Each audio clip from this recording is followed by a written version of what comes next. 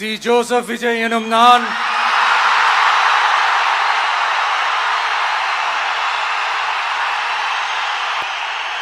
சட்டப்படி அமைக்கப்பெற்ற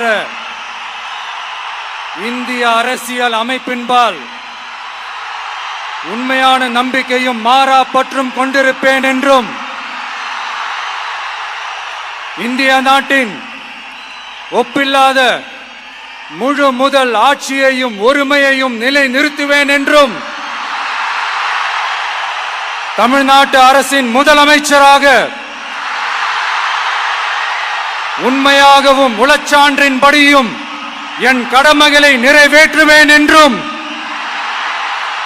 அரசியல் அமைப்பிற்கும் சட்டத்திற்கும் இணங்க அச்சமும் ஒருதலை சார்பும் இன்றி விருப்பு வெறுப்பை விலக்கி பலதரப்பட்ட மக்கள் அனைவருக்கும் நேர்மையானதை செய்வேன் என்றும் ஆண்டவன் மீது ஆணையிட்டு உறுதிமொழிகிறேன்.